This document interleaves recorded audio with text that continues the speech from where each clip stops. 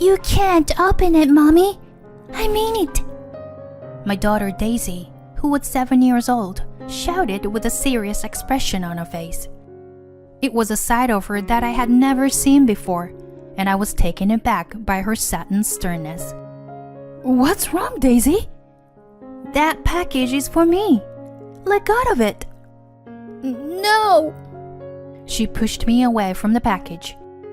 It seemed to be a gift, but the sender was unknown, so we needed to check the contents and express our gratitude. Daisy, what's wrong? I need to see what's inside. It may be from Grandma, and we need to thank her for the gift. Reluctantly, I conveyed the message, and Daisy's expression became complex. After pondering for a while, she looked at me and said clearly, Then, let's call Mr. Taylor from across the street. It's okay if we open it with the police officer. What? It's coming along quite nicely. I wiped the sweat from my forehead after finishing tidying up my room. It was tough, but I didn't mind it. If it was for the sake of her second child, who was about to be born. My name is Beth, a 35-year-old housewife. Our family consists of my husband Tony, daughter Daisy, and me. Tony, who works for a top company, tries to take care of our family despite being busy with work. Daisy is a gentle and calm child, and is often praised by neighbors and from mom friends for looking after younger children and stopping fights. But Daisy has a strange side, such as staring at empty places or purposely taking detours when going out and saying, "This place is scary." Other than that, she is a perfectly normal and healthy daughter. I'm currently a housewife supporting my family, and I'm happy that we will soon be welcoming our second child. Every day is enjoyable, and there are no worries in our household. One day, while holding my belly and going down the stairs, I saw a figure outside the door and let out a sigh upon recognizing the silhouette. Beth, are you here? Yes, I'm coming. My recent worry has been my mother-in-law. She was born into a wealthy family and spoils her only son Tony. When we moved into our new home, she purposely moved to nearby. Since then, she comes to our house almost every day, attacking me with criticism and leaving. When I welcomed my mother-in-law into the room, she, as usual, clicked her tongue in the living room. This room is messy as always. These are Daisy's toys, right? As a mother, you should make her clean up immediately. Oh, but I promised Daisy that she will clean up by herself when she gets home. What kind of tone is that? This is why ordinary people are not good. They don't know manners. Your words are much more ill-mannered. Of course, I couldn't say that and made tea in silence. My mother-in-law wanted Tony to marry a woman from a similar background and who believed that women should bear male children and take care of the house. So her treatment towards me was harsh. I wish my mother-in-law's attitude were different so we could have a more enjoyable life. That night, when I told Tony about my mother-in-law, he frowned his eyebrows and got angry. My mom's still saying that sort of thing. Okay, I'll talk to her. But it's okay. Our life together is more important to me. The next day, Tony went to his mother's house and talked to her. He thought that if he spoke to his mother, her harassment would decrease. I was really grateful to have a good partner like Tony. But at that moment, I didn't notice it. I saw my daughter looking at Tony with an anxious expression. A few days later, a package arrived. I received the box from the delivery man, wondering who it was from and what was inside. It was light for its size, and I had no idea what was in it. Just as I was about to put it on the living room table and open it, Daisy came flying in. "Mommy, wait!" "Huh? What?" Daisy took the box and ran into the toilet with it. She locked the door, and I couldn't open it from the outside. Not understanding what my daughter was doing, I knocked on the door. "Daisy? That's the package, maybe from your grandma. Can you give it back?" As I was about to knock again, Daisy came out. She held the box as if she didn't want to give it to me and frowned. Then she ran out. She went to the dumpster. "Wait, Daisy! What are you doing?" Once Daisy confirmed that the box was placed there, I grabbed Daisy's arm. "Hey, what's going on?" "I won't be angry, so tell me, what was in the box?" "Mommy, you absolutely can't see it," Daisy yelled at the garbage bin with a stern look on her face. But I was confused because I didn't understand why she was acting that way. "Daisy, just give me the box already." Daisy must have a reason for saying this. But since it's a gift, we have to check the contents and thank the person properly. But I'm sure Daisy won't back down easily. "How can you show me? It may be from Grandma, and we need to thank her for the gift." Reluctantly, Daisy made a complicated expression and then told me clearly after a moment of hesitation. "Then call Mr. Taylor from across the street. It's okay if we open it with the police." Daisy fell silent after saying that. Reluctantly, I went to Mr. Taylor's house and explained the situation. Mr. Taylor kindly agreed to help and opened the box together with us. Daisy still looked nervous. As soon as Mr. Taylor opened the box and saw the contents, we froze. "What the?" As soon as I saw the contents of the box, I almost collapsed. It was filled with the brim with cars. All of the cars was stained with reddish-black dirt. No, it wasn't dirt.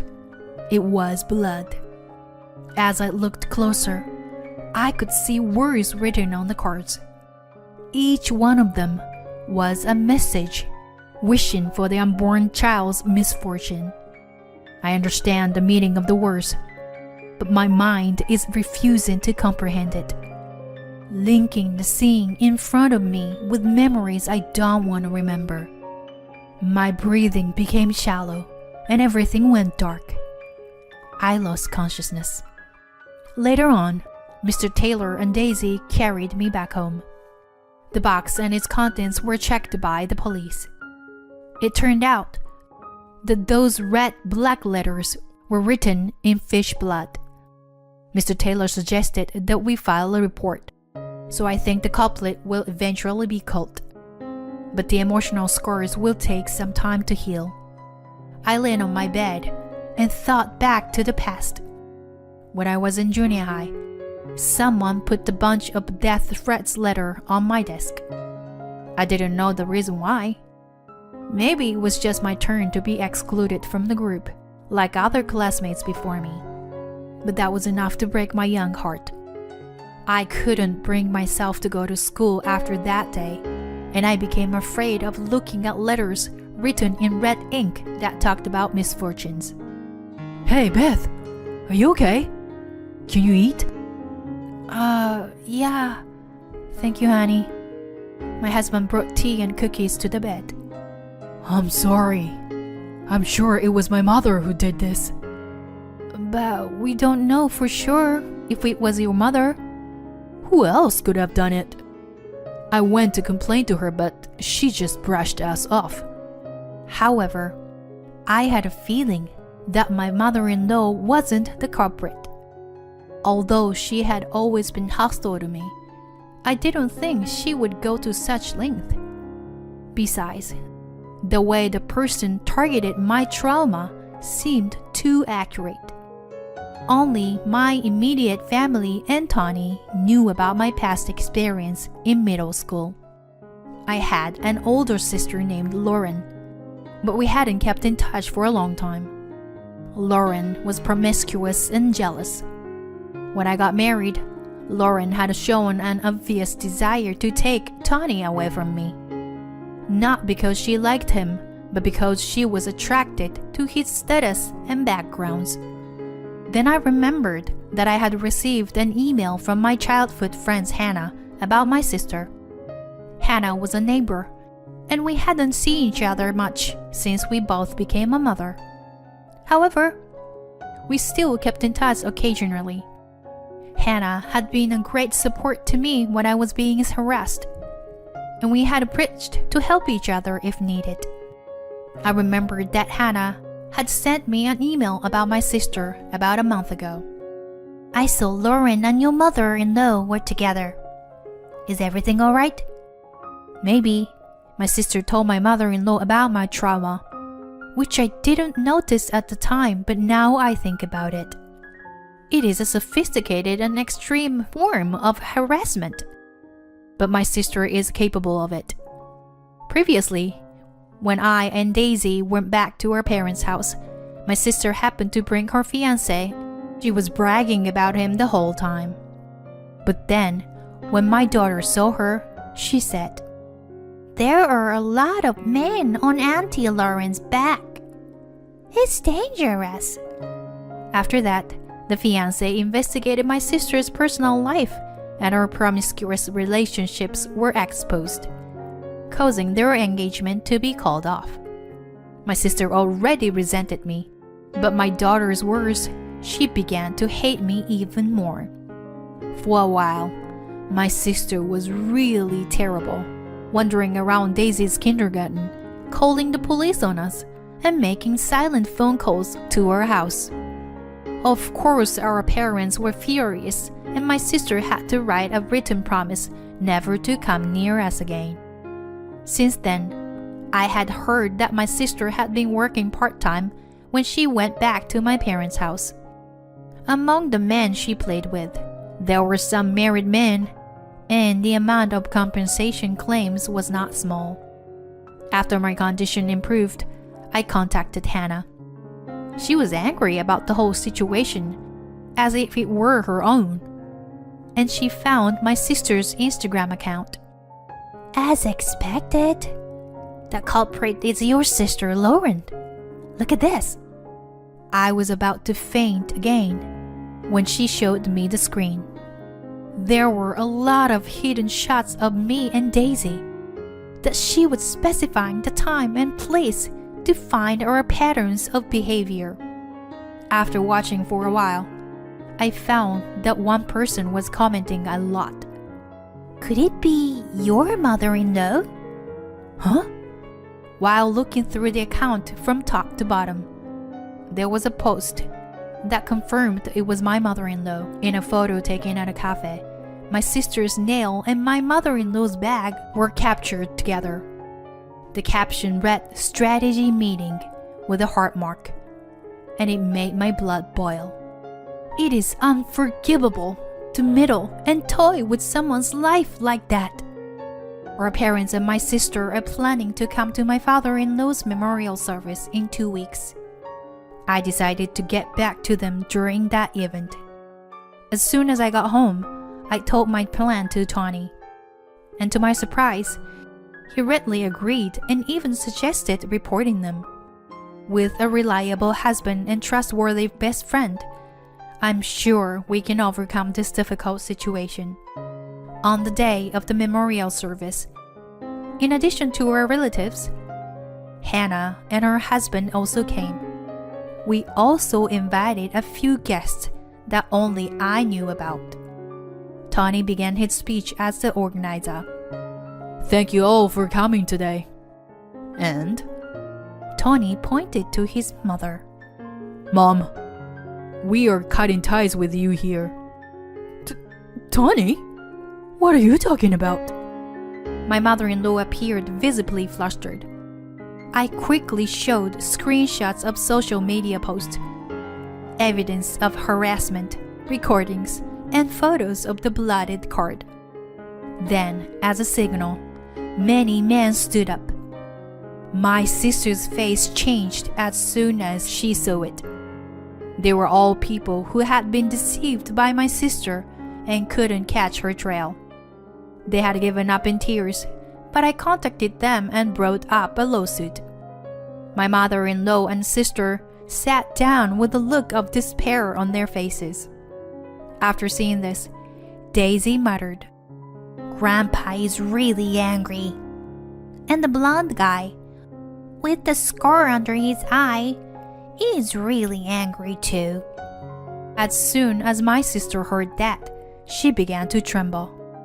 There was no one who would reach out to the pitfall too. I didn't do anything wrong.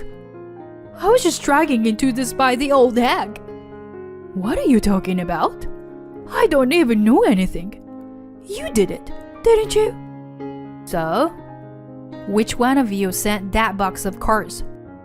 At that moment, Daisy, who had been silent next to me, pointed her finger and began to speak.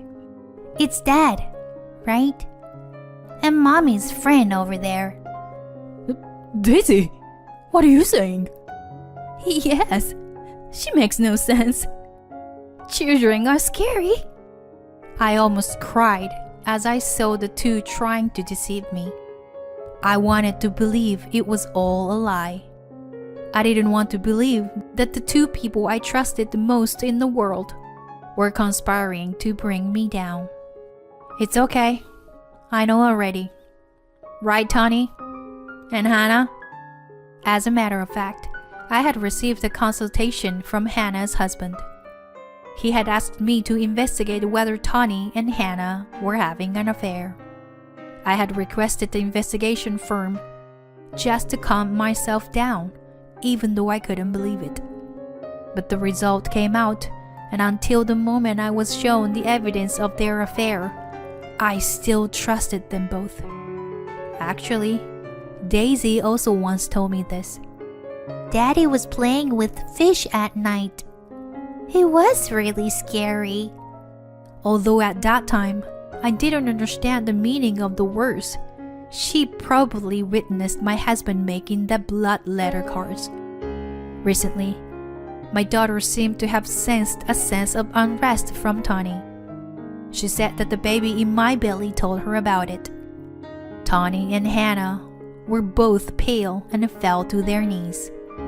"Tony, why did you do something like this?" Because both Mom and Lauren were unknowing. And both you and Daisy were in my way. So, I thought if it went well, I could get rid of them all and get compensation. Disgusted with his reasoning, I instinctively slapped Tony. A few years have passed since then. "Hey Jordan, it's time for dinner." Daisy brings a spoon to her little brother's mouth, who is now 2 years old. Jordan eats it happily. It's a simple scene, but a happy one. I never could have imagined such a happy scene after that incident happened. Afterward, the perpetrator Tony and Hannah were both cut off from their families. My sister and mother-in-law also suffered terrible fates. My sister was pushed by a passerby and suffered multiple bone fractures and lasting after effects. The suspect was reported to be a person who had a scar under his eye, but there are no other leads. My ex-mother-in-law developed dementia and was placed in a facility where she has nightmares every night. Tony and Hannah eventually broke up, and Hannah is now a reckless, taking out her anger on Tony for not being able to see her child. Tony, on the other hand, had to quit his job due to unexplained physical pain. Despite all this, my family is now living in peace. Daisy seems more relaxed now than when Tony was around. She takes care of her little brother every day and is delighted to have him around. One day, I asked my daughter, "Hey, Daisy, can you still see anything strange?" "What do you mean, Mom?" Daisy tilts her head cutely and then returns to taking care of her baby brother. Her strange ability has disappeared now, but it was something that enabled us to live in peace. Looking at my precious children, I decided to live my life to the fullest without shame.